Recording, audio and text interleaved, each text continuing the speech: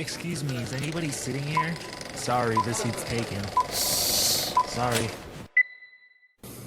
Brandon, the 4th of July weekend just passed. How was your 4th of July? Yeah, it was a blast, man. Got to actually take some time off and hang out with, my friend group and sit back, relax, and just de-stress. What about you? I seen your Instagram stories and you guys were like living in a movie out there. Like this, it almost felt like it was an Adam Sandler movie with his buddies on the lake house. Grown-ups. Like you guys.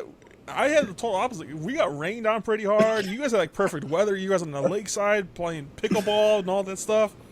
Yeah. Well, it rained on us too, but I mean, when you got the right crew, like one of the nights we quite literally had a bonfire going up, and me, Danny, Cheyenne were just sitting there, and we were like, let's see who goes in first. And we ended up staying out there in the pouring rain for like an extra hour just by the fire pit, like for no reason. Like I don't know, there's something about being by the lakeside, like you said, that everything else that you would normally do goes out the window.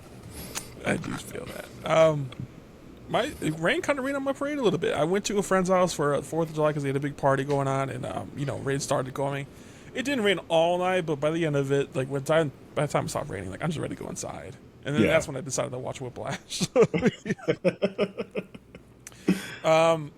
Big movie stuff's been happening a lot lately. We got quite a few new trailers that just released, but my biggest thing I want to talk about, I just finished watching The Bear. It's only 8 episodes, and I mentioned before, the whole thing's in one day. Yeah. It's a great. This whole season seemed like normally it would be like 1 or 2 episodes of a regular season almost. Like it's kind of insane that they just dragged it out this long. And most of the stuff, like I can see they take out this part, but like overall there was a great moment, which you knew there was going to be coming, where Sydney and Carm have a great heart-to-heart moment. But Sydney gets some great news that I felt like was very, very overshadowed because like they just didn't really touch on it more than this one scene. Like I think this is a pretty big deal that they're not really focusing on. Because this is, I don't want to spoil too much for you at all, Brandon. But it's good. It's good. It's great. Was it good enough to be the finale, the final season ever? I think they could have done a little bit better, but overall, I'm happy with it. I'm happy with the whole crew. Everyone has their own time to shine in this season. It's kind of sad to see it go. Like the show's been going on for over like around 10 years or so, and they're not coming back next summer. It's going to be kind of hard. I liked it a lot. This is a fantastic show, and the fact that I was here in Chicago made it more better for us, I would say. Yeah. Now this is a very special episode for us, Brandon, because we have a guest on. We haven't had a guest on since Marty Supreme, I believe, with Wally Green. We already talked to her, and we already filmed the whole portion of it, but she's a great actress. And Marjha Lynn, we're interviewing actress, model, content creator, podcast host. She was phenomenal on this one. Just overall great human. It was so much fun. Hearing obviously from the actress perspective, and just her experience from being in the talent or theater, as a kid doing plays, to actually what she has coming up, which is really exciting. But getting her perspective on a movie like this, I mean, we couldn't have had a better guest. Mm-hmm. We talked about Whiplash, as I mentioned earlier, for this movie. We broke down our favorite parts of it, so what this movie meant to him and you, because this is also your favorite movie as well. Not your favorite, but top 3, I would say. I was gonna say, don't be throwing that around. Top 3, yeah. But it was a great talk, great conversation. We played a little bit of games at the end, and with a little bit of trivia at the end, like a last bit of it. But overall, great episode. Glad to have it. Just for the future reference, I think next couple weeks might be a little bit different, because we mentioned that you're not going to be here for like not next episode, the 2 episodes after that. Yeah, so just 2. Just 2. I'll still have somebody. But yeah. I'll still have somebody on. The show will keep going on, but you're breaking my heart, Brandon. You're going to be gone for the Odyssey. You're going to be gone. Like one of the movies we've been talking about the most for the whole year. I will swing back into this seat for Spider-Man. Don't you worry. Yes. But thanks for listening. And here goes the interview. Brandon, it's been a minute since we had a guest on our podcast. I think the last one was like last December. Yeah. And what a better time to have somebody on. And, someone who's so in love and has so much passion for movies and TV shows, similar to us. Yeah. And I want everyone to be, excited about this episode, because we're very excited for this guest. Everyone, I'm I can't talk today. I'm introducing Marjha Lynn. Thank you for so much joining us. Thank you so much for having me. We were talking before this, and I mentioned that I do follow you. I've been following you for a while because we kind of started around the same time. This podcast was born in January 2022. I want to say you're maybe a year behind me a little bit, but still, you've been doing this for years. Oh, well, thank you. No, you've been doing it for a little bit longer than I have. So yeah, I've been following your stuff. You're doing YouTube channels, and I've seen you've been interviewing guests. One of the things I wanted to plug out or mention right away that I was a fan of, is I was kind of jealous, I didn't think of it, was the movies and cars thing you used to do.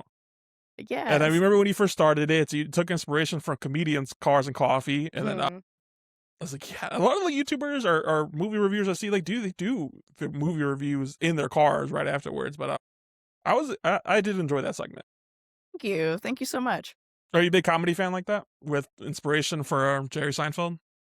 I did watch his show. That is where I got the idea from. So yes, you are correct. I don't know. Like you said, I just wanted to do something a little different. It's something that, as you mentioned, a lot of people really didn't do. So I was like, all right, how can I kind of be, as they say, outside the box a little bit and add my own little twist to it, if you will. So yeah. So just like people can get to you a little bit better. I mentioned you do have a podcast, but you're also an actress, a model, and content creator as well. I checked out some of your IMDb stuff, and I'm definitely going to be watching some of the movies you're in because I'm excited because, it's cool. I think it's very cool. Some of the movies, like, you can correct me if I'm wrong, but I'm going off your IMDb, is Valentine's Town, Divine and Design 3, Love Unleashed, A Wink Before Midnight. Just to name a couple, but you've been out there for a while. yeah, thank you. Yeah, I started off doing modeling, and I thought that was a good way to kind of use it as an outlet of getting comfortable in front of the camera and acting and just being in some type of film or type of TV stuff is something that I've always been interested in. Yeah, so that's kind of how I started, and then I always kind of was interested in creating my own podcast and talking about movies. So I said, you know what, let me start that as well. You got to start somewhere, and I was like, let me do it now rather than later. Hell yeah. Just go from the beginning. What got you in acting? What started as a young kid, you wanted that bug, and what are some of the actors that inspired you to get into it? Or movies, I should say, too. Wow.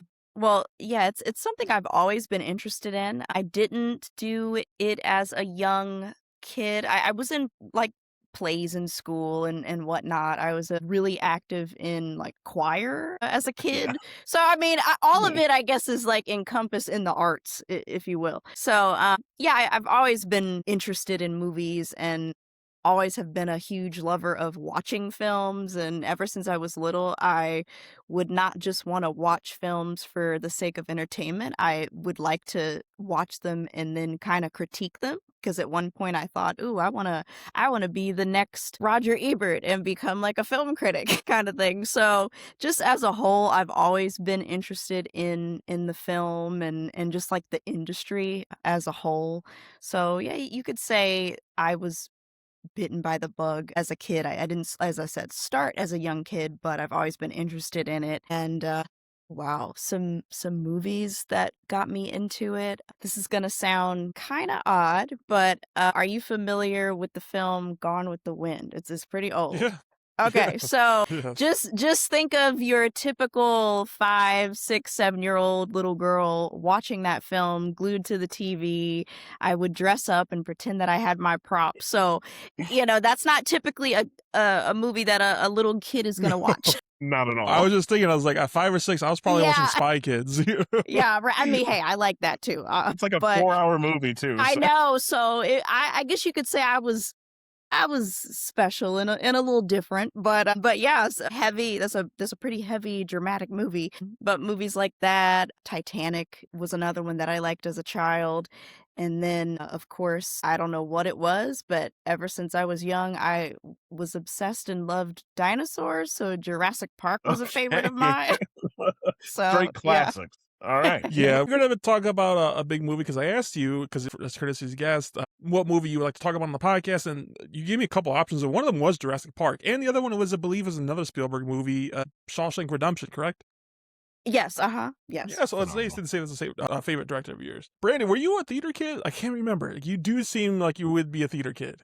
No, but I did choir for a little bit. I did choir for Sweet, nice. so Okay. I that's why I get you there. But I couldn't stick with, the pressure of performance. It sounds like you leaned into it. Like you got a little bit more comfortable. I didn't necessarily go that route, but I still, had that passion for like or at least respect for everybody doing it so much to the point where now my entire life is, watching movies and TV shows and getting way too much information about Hey, well, nothing wrong with that. So, Yeah, I remember in high school I did take a improv class. Like it was something they offered in school, high school.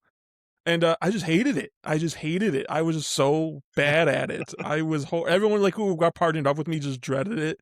It was pretty gosh. bad.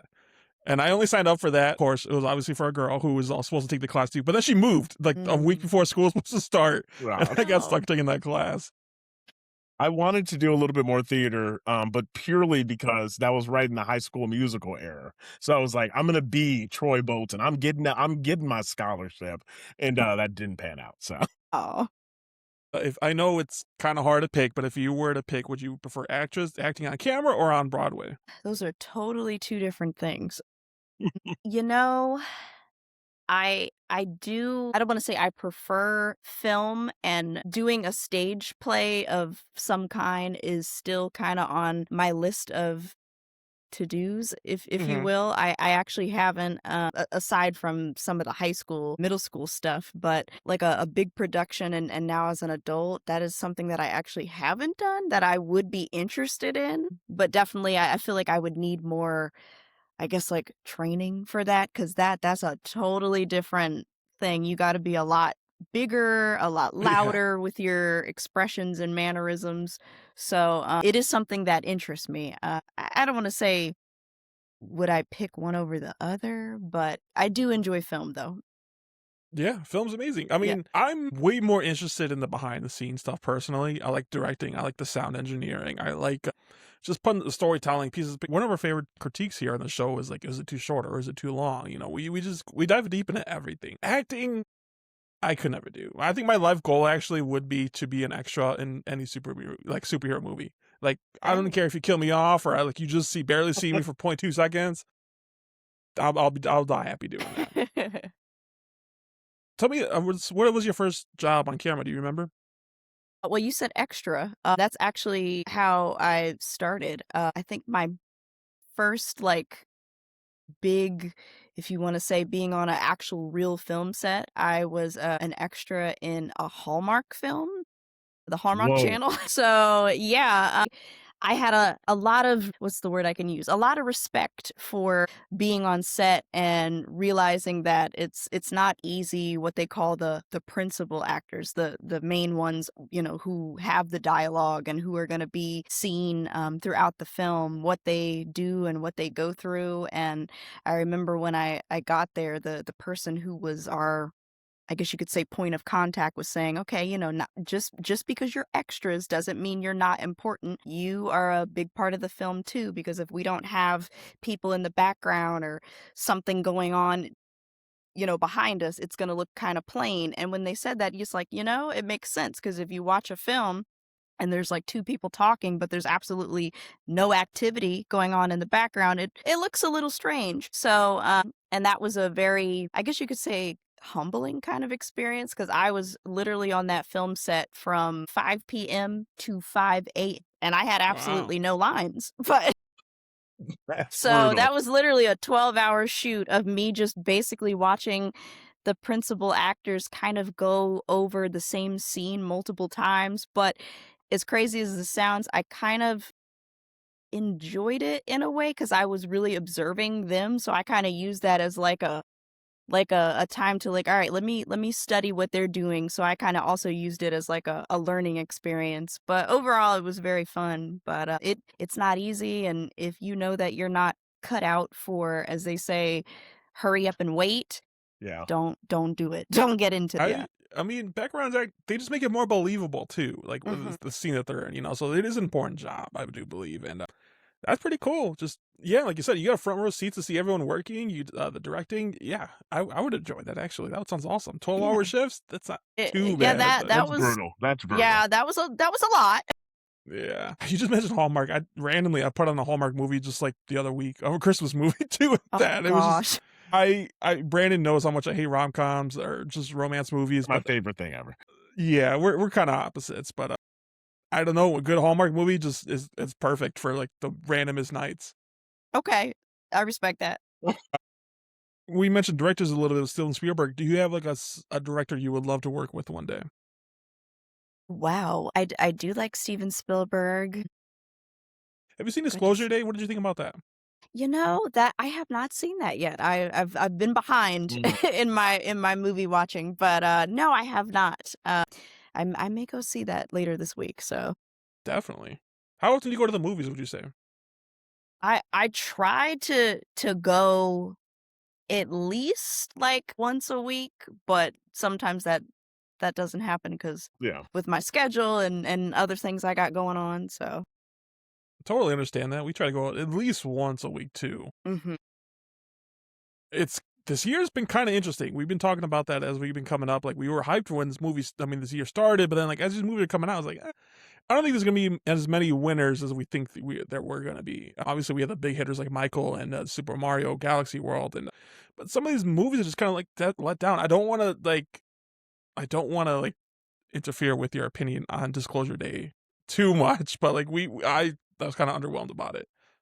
That's I just my opinion. Yeah, no, I have heard some mixed reviews because there are other as yourselves and other people that I follow. I've seen without trying to spoil stuff. I've seen some kind of hits and misses, and I was like, okay. But for me, at the end of the day, it's like, look, it's like that is your opinion. I respect it, and I feel like when I go see it, I will be my own Yeah.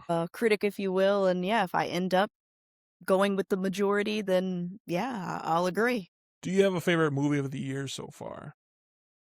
Wow. Brandon, I'm asking you the same question as well. For me, I feel like this is gonna be kind of an underwhelming response because I feel like a lot of people might have said this, but for me so far, it's Obsession. Okay. It's my top three, but I want to say my number one. Okay. That was an underdog. That was a very big underdog for this year, and hmm I was actually listening to something this morning, and somebody was talking about like that just snuck under everyone's radar. Like, yeah, we knew it was coming out, we knew the premise of it. I think the big thing to get people in theaters for that movie was the fact that it was made by a young YouTuber, and then the word of mouth caught fire, and then it's still the top three of every weekend that we've been talking about it. Brandon, what about you? Favorite movie of the year? Yeah. I think it's still gonna have to be Project Hail Mary. You know, Ooh, like yeah. going to that theater experience, everything about that was a blast, and it had some staying power. Even over the weekend, people were still quoting it. So I think that's the one that's got my heart this year. That's exactly the answer I was gonna give. I think what helps it most because like I really put in the work and read the book before too and everything, so I was really attached to it. And then killer popcorn bucket. I'm a big popcorn bucket guy. Killer popcorn buckets for this movie, and yeah, Obsession had that cool little bar, like the stick it came in. You could have bought too. That was very cool and creative. I'm a big. Yeah. We're big fans of trinkets that they give you like at the movie showing premieres too, like either a Yeah, poster that's or like a cool. pin. Uh-huh. Yeah. I saw on your page you talking about the Supergirl popcorn bucket. Gosh. I was I knew that was cracking gonna come up. up. How'd you feel about Supergirl? You know, when you had asked me before to be on in a previous episode for that, I didn't get to see it because I had to unfortunately do my day job, as they say, and I didn't get around to watching it. But that's another one that I've heard some kind of so Yeah, we I think we shitted on it more than praised it in that episode. But I mean, it's good. I think it's gonna do good streaming. I think it would do good streaming. Theaters okay. it was kind of a little bit let down. It's not a bad movie. It just wasn't a good movie. It wasn't terrible. But yeah, there was flaws in it. Like Well, goes. going back to like what you said about have you're your best critic, right? So obviously everybody else is outside, but now that I think about like if I could rewind the year, there's so much excitement, anticipation, which is great, but I think that's what's like kind of causing the letdown. So at least if you're going in hearing like maybe it's not as good, you'll be able to just go in and have more of a good time. So I'm pretty excited for you to see both of them. Okay, nice. Yeah, well, I will, like I said, get around to it and definitely let you know what I think. Marjha, another big thing we talk about on this podcast is TV shows. Was there any big TV shows that you've been binging lately? Or some of your favorites? I was a huge fan in high school. I don't know if you had any required readings that you had to do in high school. And one of the books that we had to read, because a lot of times it's like, oh, I don't want to read this, but we have to. I really enjoyed Lord of the Flies. Okay. And so I know Netflix just came out with their series, and I have started watching that, and I really enjoy it. I enjoyed it so far, what I've seen.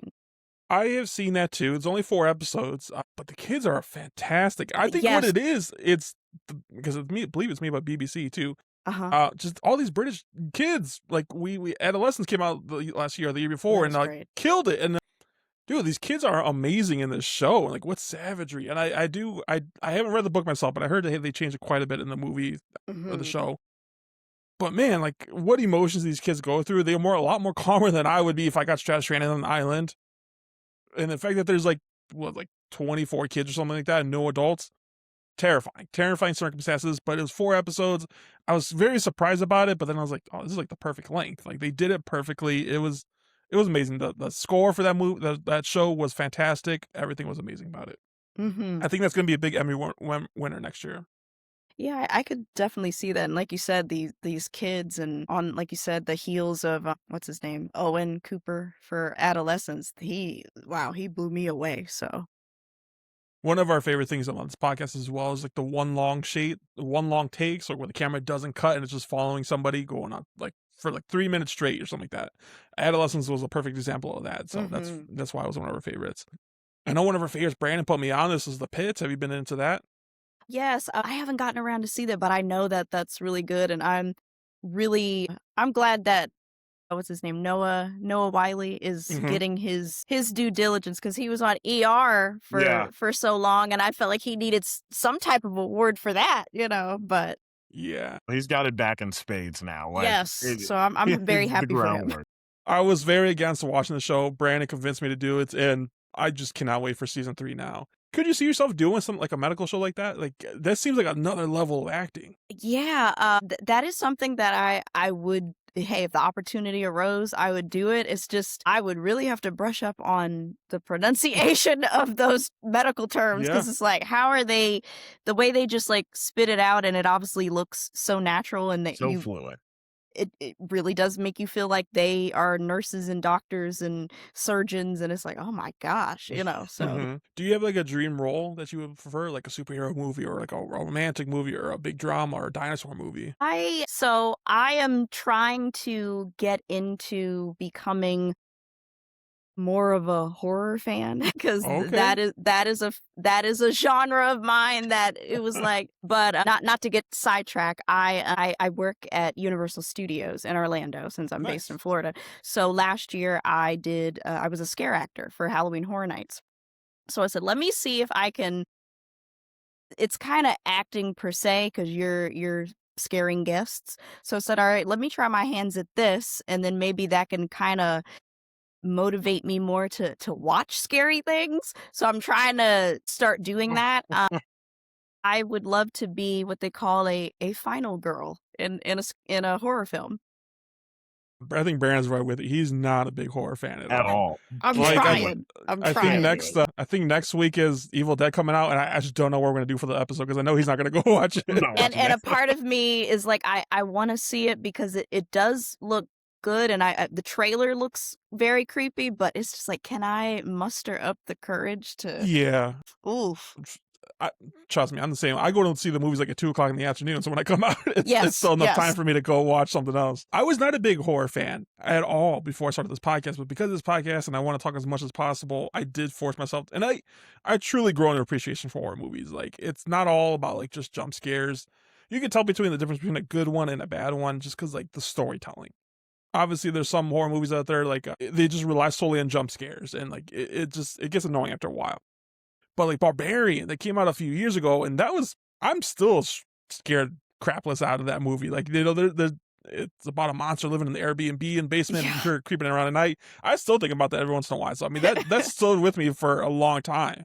I got enough fears in life, Rob. I don't need to add more. No shot I'm going to go spend 2 hours to be stressed out. I'm good. But Yeah. then you get movies like Obsession where like, okay, it's more than just a horror movie. It is like a good, like learn, like be careful what you wish for kind of thing. It's not like a jump like scare. like a psychological thriller. Like those I can do because it has elements of horror in it. But like you said, with Evil Dead and just the constant maybe hacking or whatever's gonna go on, I don't know. Paranormal stuff is a different breed of stuff, Mhm. and that is pretty scary. Curry Baker, who did the Obsession movie, he is going to be doing A24's Chance to Call a Massacre. Do you think you could manage doing that? Like watching it, let's just say. I somehow got through watching the original one, and that was Okay. rough. That was one where, like you said, watch it in the daytime. Might have had to keep my lights on for a while. And we mentioned, before we get a couple more things before we get into actual movie review, some of the other ones you mentioned was Jurassic Park. Do you remember like the first time you like seen movies like those? And then like, oh, it piqued your interest really? Probably, I know I was young, maybe like 6 or 7. 6 or 7. Yeah, I think and it's I a little mean, bit older, yeah. yeah, and I know that's not really maybe it is partly horror, I guess. But yeah, that's a movie that I've So, always been fascinated with. Like as a kid, I liked 2 things: dinosaur films and shark movies. So like Jaws and Deep Blue Sure. Sea. So yeah, I was different. What about this new killer whale movie coming out? Are you excited about that? Yeah, that does look pretty interesting. It looks terrifying. Yeah, I was That like, looks "Oof." terrifying. I'm gonna go see it, but It does look scary. I'm claustrophobic as it is, and just this guy gets, Gosh. Brad, I don't know if you've seen a trailer for it. This guy gets swallowed by a giant whale by Yeah, I and I was believe like, it's "Oh by boy." accident. Yeah. Yeah, Shit, I'm why would wondering that if ever gonna happen? Pinocchio his way out. Yeah. Uh, So 4th of July weekend was just this past weekend, and it is a big weekend usually for movies to be released on this weekend. For the past several years, it's mostly been animation. For example, this year was Minions that came out. I don't know. How did you feel that? I feel like this is the official midway point through the year. Like from here, it's a turn from the fall movies, almost the second half. Is there any big movie that came out on 4th of July that you guys really remember and stood out to you? I believe Men in Black came out. We have Independence Day. I was gonna say Spider-Man, right? Like Spider-Man I distinctly 2, I believe. remember Yes. Spider-Man like July 3rd, like when they used to really do midnight releases. Like Yeah, yeah, they don't do those no, really now it's anymore. and I'm so- cool with it. I'm cool. Let me watch it early in the Yeah, day. no, that's fine. But I was, when I was younger and had more energy, I could stay up and sit and watch one. But I distinctly remember watching Spider-Man for the Mhm. for the 4th of July. Spider-Man 2 was amazing. Yeah. Yeah, I can't think of any, but yeah, with this year, there hasn't really been any like blockbusters yet, really. So We had Michael. true. Yeah, Michael. We just mentioned Project Hail Mary. There's some big movies out there, but there's a lot more coming. But there's no I was kind of talking about this too this weekend. How there hasn't been like a song of the summer yet. There's no identity this year. It feels like that for movies. We obviously were going into with Mandalorian and Grogu didn't do that well at the box office. Supergirl's not doing hot. There's not a movie that everyone's talking about going into summer where it feels like this is that time. I think that is going to change though very soon with Odyssey coming out. I'm surprised. For sure. I think Odyssey would have done fantastic on 4th of July weekend. I'm surprised they haven't did that. Right, yeah. But I don't know. I think I'm mostly mad about it because they're hogging the IMAX screens for Spider-Man. So that's what True. my biggest. Well, yeah, last year wasn't Jurassic World the Scarlett Johansson one last year for 4th of July? Believe you're You right. know what? I feel like you're right. I feel like that did come out the beginning of Yeah, this month somewhere around last there. You time. are right. You are right. Those are my Yeah. biggest criticism. I didn't think it was going to do well, but if they had any chance, it would be 4th of July weekend. It was also the same weekend that they started releasing tickets for Odyssey, which is insane. And I just bought my they ticket just went like that. I was like, oof, Yeah. okay. I just bought my ticket for Odyssey today for the opening day. Half the theater was filled. Granted, I did buy it for IMAX, but my IMAX is one of those IMAX. They're not true IMAX. It's just a bigger screen. So I Mm. mean, I think the ones that are truly IMAXs, those sold out really quick. But today we're going to be talking about Whiplash, one of your favorite movies, and I was so happy you picked this one because it also happens to be Brandon's favorite, one of his favorite movies as well. I Nice. love this movie too. I'm not hating on it at all. It's probably my top 20, I would say. I don't think I've had this on a podcast before too, and I've seen it. I've seen it many times before, and yeah, what a great pick. Why is this in your top 3 movies? Wow. I would say, well, first of all, I just feel like it's very well done. The storyline of how someone is like extremely dedicated to something and how they just put their literally blood, sweat, and tears into everything, and the fact that they make sacrifices, with coming with relationships and their family, and just, for lack of a better word, becoming kind of obsessed at showing that they can be the best or want to be the best. I just found it just a really, really good story, and everyone did great in it, but J.K. Simmons' performance was just amazing Next level. and incredible. So It was crazy. I mean, it's incredible what he did with this movie to like the music was a second hand to the story. Like you said, like the first what's noticeable and what's recognizable and what's memorable about this movie is the passion that Miles Teller's character had for this movie. And like you can replace the music with anything, a sports thing or a podcast thing, whatever. As long as you're passionate about it and someone is there to push you, it's amazing. It's amazing what they did, and what I'll go deep into it in a minute. But Brandon, why is this one of your favorites? Yeah, similar. It just, sums up the cost of greatness, right? Like, what does that actually look like to throw everything else away from somebody who grew up watching like Kobe Bryant and having that mentality of like, screw everything else. There is no plan B, like throwing everything at the wall. I don't know. There's something resonates with me about how it also doesn't just glorify that path as well. It's toxic as hell. And I think they do a really good job of diving into it, but it still leaves you with, I get it, right? And I don't know, there's something about that I just respect. Mm-hmm. For those who don't know about this movie, it's about a promising young drummer enrolls into a cutthroat music controversy where his dreams of greatness are mentioned by an instructor who will stop at nothing to realize the student's potential. And this movie was written and directed by I'm so bad at naming names. Giselle. Damien Chazelle, thank you. I'm a big numbers guy. I like to know what the numbers do. This movie was released in 2014. The budget was 3.3 million. It ended up making an box office 49 million, which is great on its own. I think because it was such a low budget and a high profit, it made one like I think the top 3 or 4 profits for the year for the movies. Incredible. 2014. This is also around the same time as La La Land. I'm not crazy, so it was a pretty big time for jazz around this era. This movie had 5 nominations, 3 wins. J.K. Simmons won for Best Supporting Actor. It became for Best Film Editing and Best Sound Mixing. I did some digging to see who almost played the roles for these characters. J.K. Simmons Johnny Simmons was originally going to be playing Andrew at first. So it's kind of hard to believe, but this movie was very hard to fund and like sell. To convince the director, he took it to Sundance, but he made a short film version. It was only 18 minutes long with Johnny Simmons, and he took it to Sundance. So this is where he really got people's attention and got funding for the movie to make the full version we have. Fun fact about this movie, it was filmed in 19 days. They did the whole filming from beginning to the end within 3 weeks. Granted, there was like a whole few months ahead of like where they did rehearsals for like drumming. It helped how Miles Teller was already a drummer. He already knew how to do some of the stuff. J.K. Simmons was a piano. He already knew how to play the piano, but he took it upon himself to take some refresher lessons, which definitely helped the film. And like you mentioned, J.K. Simmons is amazing in this movie, and I'm thinking of like Omni-Man the entire time yelling at him. Like it was incredible. The lighting in this movie was phenomenal.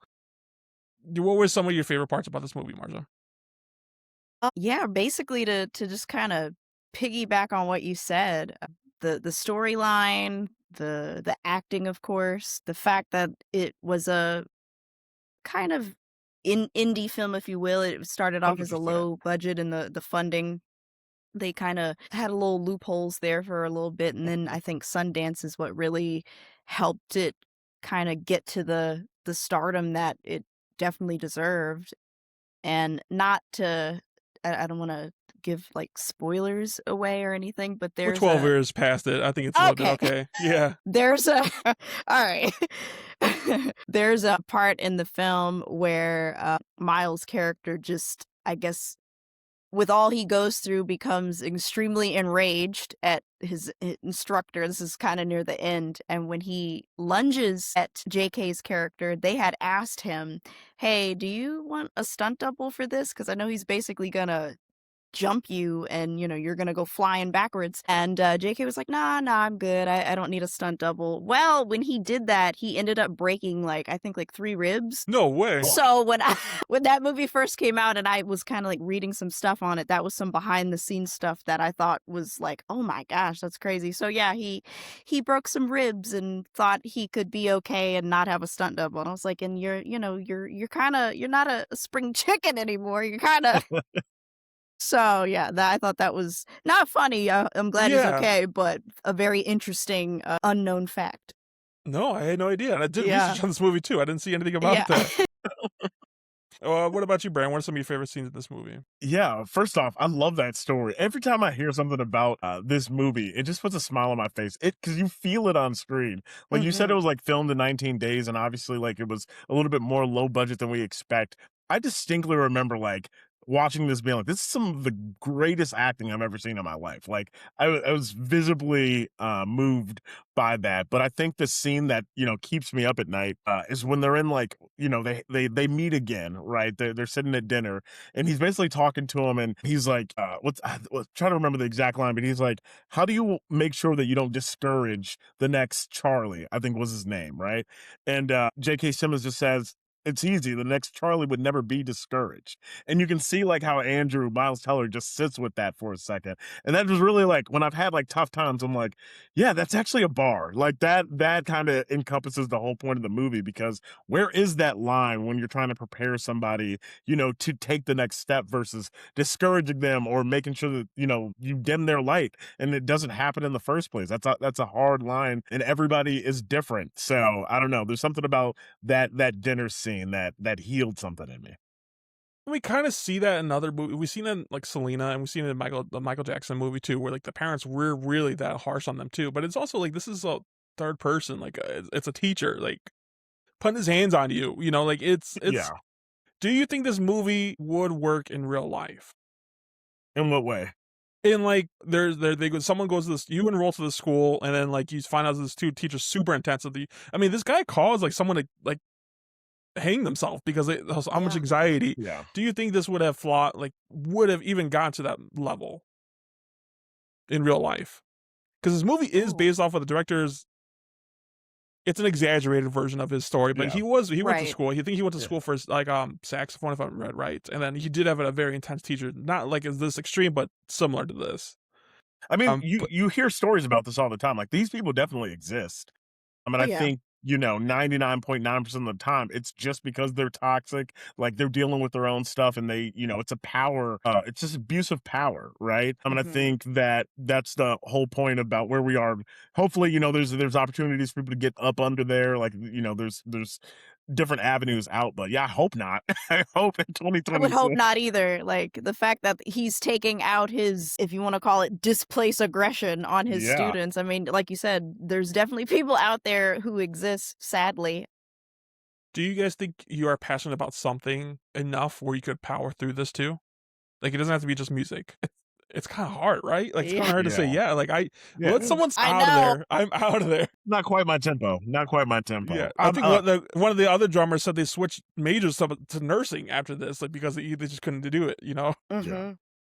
Well, I say like, and so I'm in the Army outside of this. It's like part of my day job. So like I've had like, the typical on screen, like crazy screaming, but it's always in a very safe environment. It's like, I know that I'm not gonna, get hurt in a real way in a training scenario. So even that, like, going through that, I couldn't imagine in my day job, or something that I'm actually putting time to be passionate about. Like imagine if we obviously try to go to the movies once a week, and imagine skipping a movie and then someone slapping you and being like, work harder, like, nah, listen, right. You're not on top. And I love Like, this, right? So no, I don't think I could. I would have to agree. Mm-hmm. There's a couple of things in this movie that are left up to interpretation. One of the things I wanted to ask you guys about, because you guys love this movie so much, that scene where J.K. Simmons gets that phone call saying like one of his students just passed away. Do you think he was more upset about his student passing away, or like, oh shit, they're gonna come after me now because like he got anxiety for me? That's something I really just thought about like after watching this like for the 5th time. You want me to? Okay. Yeah, Either one of you. Either one of you. Yeah. Sit back on this one. Or do you think I could be just overthinking it? I could just be. No, overthinking it. I do agree. Is just what's the word? Hard-headed and intense as he was. Something in me, it's like, you know, he had that. He put on the. I feel like he put on that act of the kind of, you know, a student of mine passed away, and you know he's boo-hooing. But I really do think it was, as they say, crocodile tears. I don't think there was any true sincerity there. I mean, maybe. That's kind of what I was leaning towards. Yeah. Okay. What about you, Brandon? But hey, I mean, maybe I'm looking at it through another type of lens. What? No, Yeah. this What is, is? I mean, that's kind of what I love about the movie too, is you just don't know, right? Right. Like I kind of read it as, and this is maybe why I kind of like the toxicity of it, because Mhm. I do think there is a underlying, like, he definitely cares to a point, right? Like, you kind of see it in the smile at the end when he's like actually egging Yes. on him. So I think He's he impressed. Yeah. Uh-huh. yeah, very much so, right? He wants people to rise. So I think there's like dang near a level of disappointment in it. Like, you know, someone who I thought could do it, you know, just kind of fumbled that. And, you know, maybe he's thinking about his part in it. I don't think he has any type of regret, right? I don't think that he's like, dang, I didn't do my best. I think he's more so, yeah, a little bit the consequences, but also like he believes in himself absolutely. So there's no Yeah. version like where he's like maybe this might get me in trouble. Like he feels justified in all of his actions. Mm-hmm. And like and that. like you said, that kind of smirk or smile, I guess, if you will, at the end, it's kind of like, you know, all this stuff that I've done specifically to this student of mine, he is the one who powered through, and you know, I didn't break him, so that's Yeah. why I like it so much, Even because much more than the smirk at the end. I think what I really love about that scene is when like Miles Teller knocks over a symbol or something like that, and he picks it up for him, and like, yeah, go, keep going, keep going. I like that. I love that scene. and when I he's was like just shaking his head, like, Yeah. all right, Yeah. I Man. that's so good. man, that was so great acting. And the color schemes is a big part of this movie, because like obviously like I was reading about that with the colors. Oh, and Fletcher is often lit in the warm yellow oranges. Andrew is frequently I think that's a little bit backwards. I think Andrew is more lit in the warm yellow oranges, and Fletcher is more of a cool blue things. But in that scene at the end specifically, like the final concert, it starts off bluish a little bit when it's on Fletcher.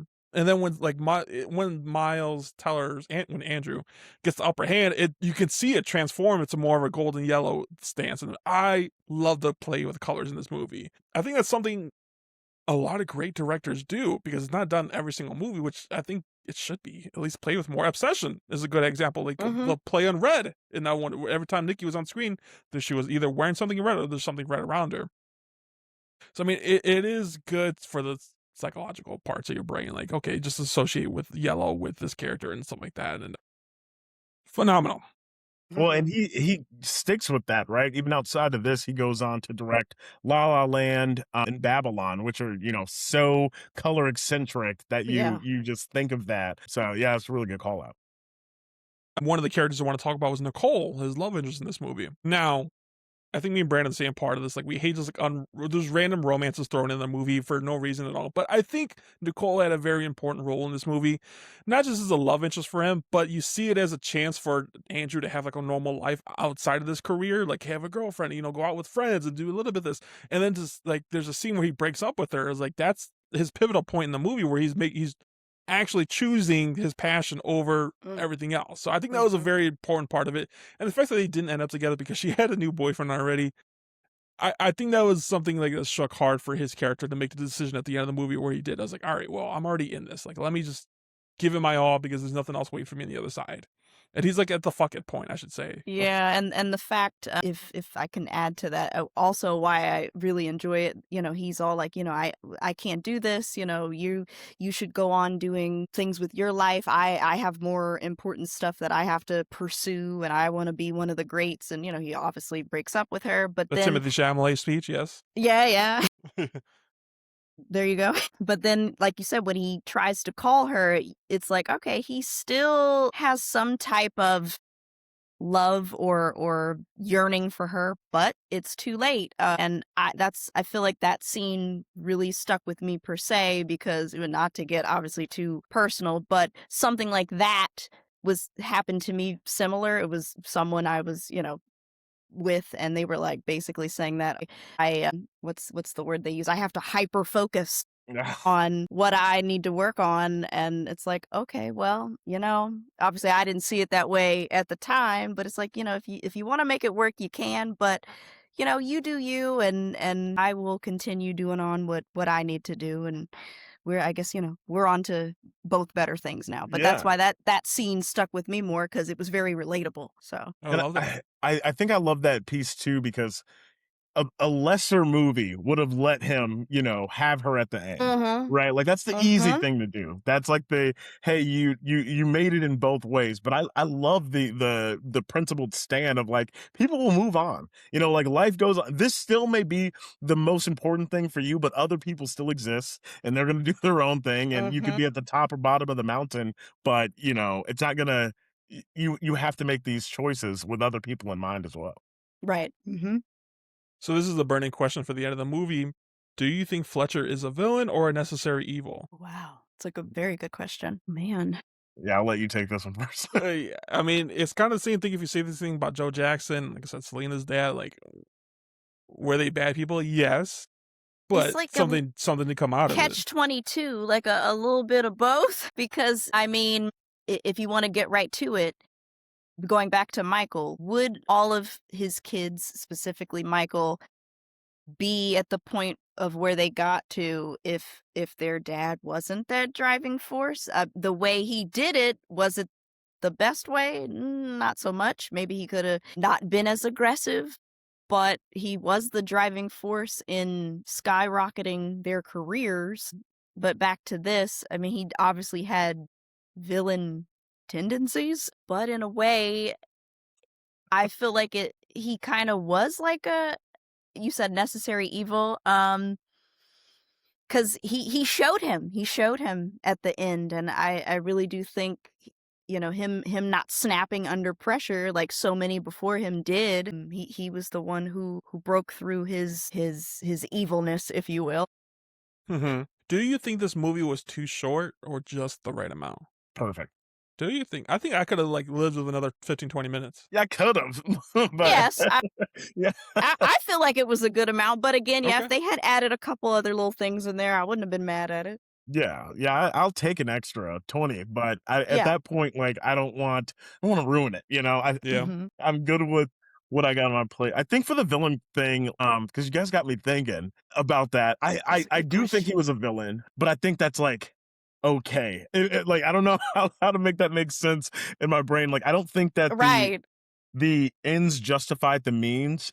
Like, I think because we're looking at it through Andrew's perspective, Miles' perspective, absolutely.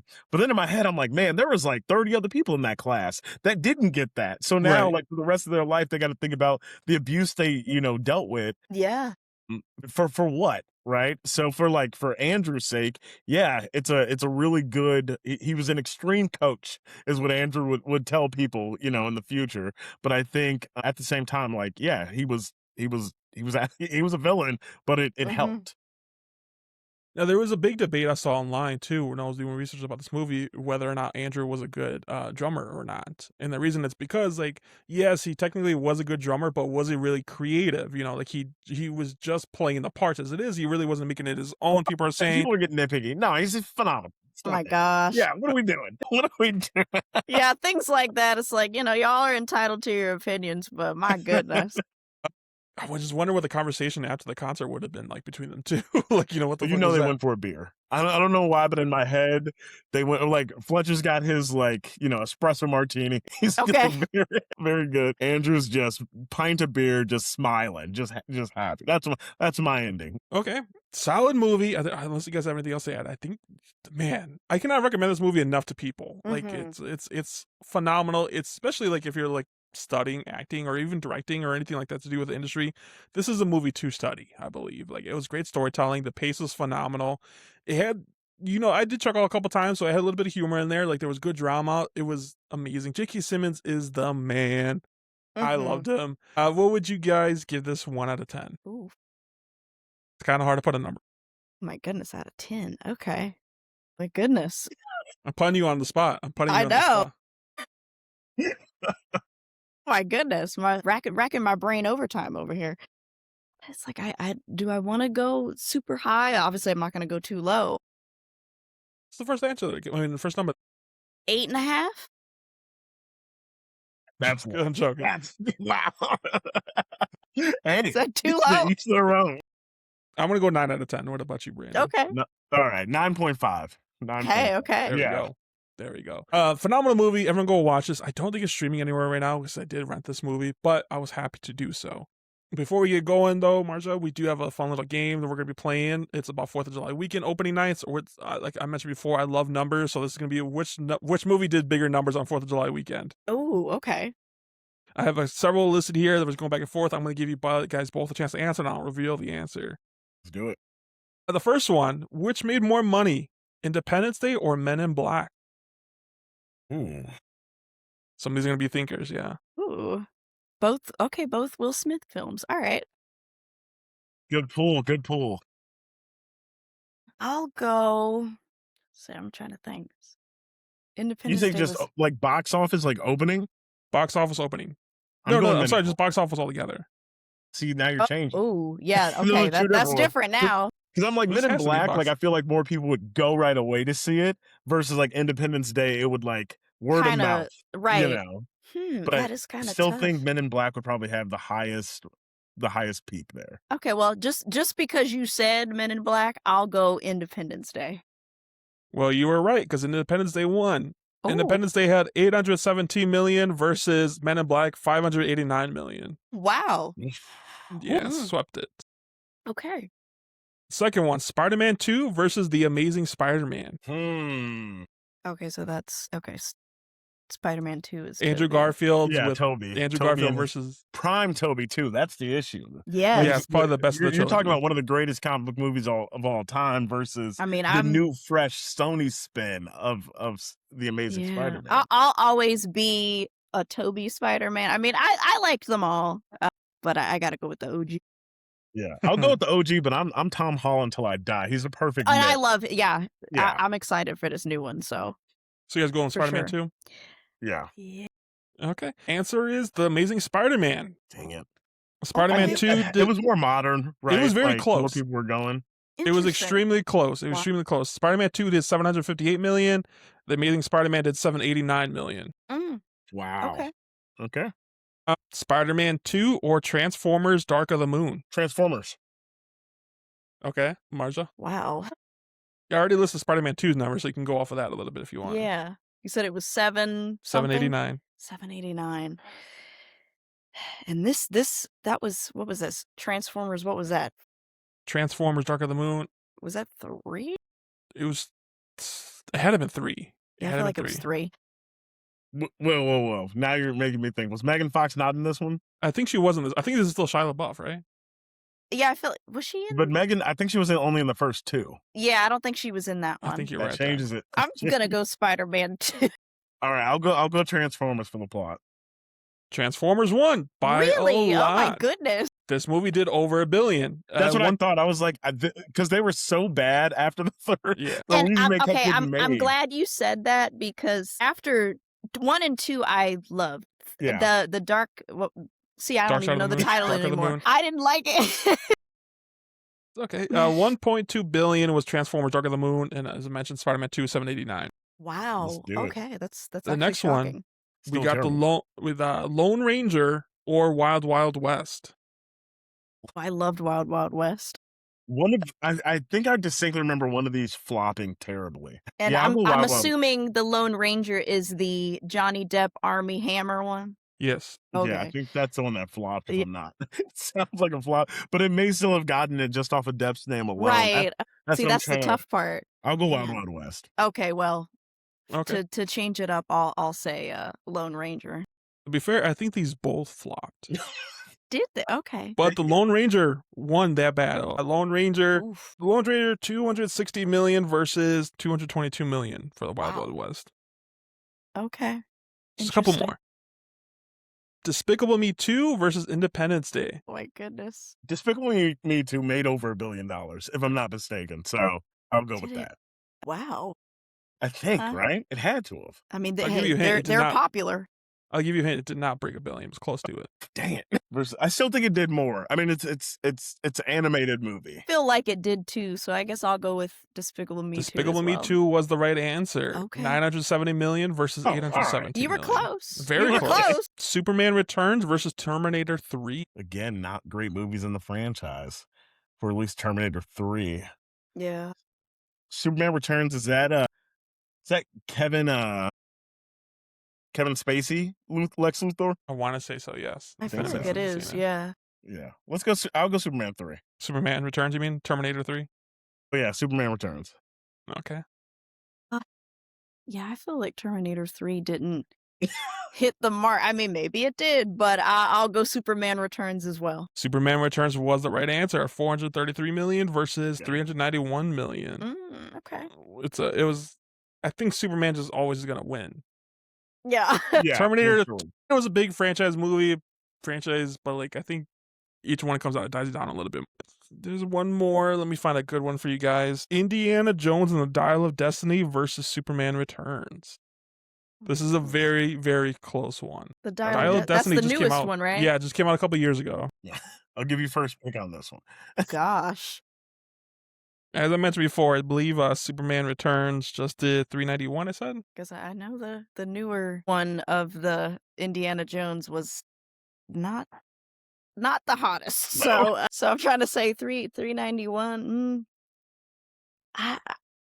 I guess I'll go back to Superman Returns with that. Only because of how much they hyped it, and I think it got a decent box office before people realized it was terrible. Okay. I'll go Indiana Jones. Fair enough. That still was Superman Returns. 391 Ow. versus 384. They were That's right there rough. with each Wow, other. yeah, $7 million, $7 mil So- difference. Okay. Yeah. Good game. I mean, box office. It could. Have we seen it cross over $1 billion? Some movies, like I said, 391 doesn't seem that great for a big movie. But Mhm. It's yeah. tough. Could be good. Very last thing before we go on, Marjha, and everybody listening, we're gonna end with some random questions that we're just gonna start asking every guest from now on. The first one: what is your favorite movie snack? Brandon, you too. I mean, it's pretty traditional. Buttered popcorn. Okay, nothing wrong with that. It's classic. Do you add America's- anything into it though? Yeah, I was gonna say if I do feel like doing that, I like to add snow caps in the popcorn. Love That's it. a new one. Love yeah. it. Add it to the list, Rob. You know me, peanut M&Ms and popcorn. Perfect I love combo. peanut M&Ms. Perfect Nice. combo. All right. mine- I'll have to try it then. All right. Oh, you'll love it. You'll love it. Mine switched recently. Like lately, I've been getting Twizzlers as my snack through the movies. Just like Okay. I don't know why. I've just been liking it. Marjha, I believe you just joined Letterboxd not too long ago, correct? What do you have as your top 4? Yeah, I need to get back on that. But I believe I have as my top 4. I know it's Shawshank Redemption, Whiplash, Jurassic Park, and I want to say the other one it's on Netflix. What is it called? It's a war film. Why am I blanking? My goodness, I can't think. Who's in it? It's okay. Who's in it? It was from a book. They dubbed it in English because it's a German film. What? Yeah, Why? I know my God, exactly what you're talking why about. am I Is it blanking? That's Invincible? No. No, it's gosh. I'm so sorry. it has a It's long okay. name. It's It does. All Quiet on the Western Front. Yep. There. I don't know why I couldn't think of that. It's- Yeah. This is a question from Brandon. If you could watch a movie for the first time over again, what would it be? it was from me. So it's Sorry, still from you. me to Okay. you. Sorry, I did say that wrong. Wow, if I could watch a movie for the first time, I'm gonna go with what I said in the beginning as a kid, Gone with the Wind. Fair. That's a good one too, because it's again 4 hours. You're getting your money's worth. Yeah, I know. What is your current comfort movie? Wow, current comfort movie. I feel like my answers are pretty plain here. Jurassic Park. I It's okay. love it. You got it. You got a core. I love it. Yeah. The last one I got for you is the last movie to make you cry. Wow. Is the last one that did. I'm trying to Or think. a movie that makes you cry that you know. Wow, that's a hard one. Brandon, do you have one? Iron Claw. You know, I just rewatched Really? it. I Uh, was a mess during that movie. Yeah, everyone dies. Yeah. I can't think of one recently, but I know one that always does get me. The Help. Mm, It's a mm. particular scene in there with the little girl tapping on the window. Yeah, just Yeah. Enough that right said. there. You're I was like, gonna that's tear rough. got us choking up. Mhm. Yeah. I would say mine is Rain Over Me with Don Cheadle and Mm, Adam good Sandler. one. Sob good every one. time I see that one. Marjha, before you go, I promise the last question I'm going to get you is No, you're good. I've enjoyed this. what movies or projects that could be movies, TV shows, whatever, maybe for the rest of the year that you're looking forward to the most, or a couple if you have a few. Wow. Well, I'm definitely looking forward to the Odyssey. I Hell yeah, can't wait for that. The new Spider-Man, of course. love it. Holland, greatest Spider-Man we've ever had. Yeah. Wow. And I gotta. Well, I've seen the first one. I have not seen the second one, so I'll have to catch up. But even though it's near the end of the year, the Dune coming out, the Dune? third You haven't. Dune. Oh, So hold on. You're I burying the know. lead here. We gotta get this fixed. I've seen the original and I've seen Jeez. the first Yeah. new one, but yeah, I know too. I gotta get back in the swing of She's things. leaving us with homework, Rob. We got. Do you have any projects that you'd like to come up that you're plugging? Like, there's a movie you're excited to be working on soon, or if you could talk about that, yeah. Yes, so as part of the credits that you were reading earlier, one of the films that I did called Divine Design 3, I wasn't in the prequels before that, but I was in the third one. There will be a fourth installment coming out, which will basically, I guess, show more of my character's journey. Nice. In the third one, just to give a little context, my character has a miscarriage, and it basically is like the struggles of like what I go through and my relationships after this point, and kind of like a very heavy depressive role. But this fourth one will be more of the aftermath of my character. So that should be starting to film sometime later this year. That's exciting. I can't wait for that to come out. We can definitely keep an eye out for that. We'll Thank definitely you. probably talk about it on the podcast. And maybe we'll have you on for that too if you can. Well, if you have me, I would love to come back. Yeah. Would you do something for us while filming? Just tug on your ear and that's like what's up to the guys on This Seats Take It and podcast or something. I wanna plug your stuff, but what is your Instagram handle where people can find you? Yes. So specifically for my movie podcast on Instagram, it is at movie_motif, spelled MOTIF_pod. And then I also have a more personal Instagram that is more of like the acting side of things. And that's my name, Marjha LG.actress on Instagram. And then I I'm love it. also on TikTok as well under the movie motif. Yep, I do want to reference to you do have like a link on your Instagram handle where you can find your YouTube channel, your IMBD, all your good things to get hold of you. But yeah, thank you so much for Marjha for coming on the podcast. It's great to have you. Like I said, I'm always going to extend the invitation to have you come back on because you're a fantastic guest. I'm excited to hear what you're working on next. Well, thank you so much to the both of you for having me. This was a lot of fun, and again, like I said, if you'll have me, I would love to return. And I love watching both of your episodes and all your content, and I will do my homework. Yeah. All right. Thank you for everyone listening. Subscribe to our Instagram channels, our YouTube channels, and stay tuned next week where we'll be saving you a seat.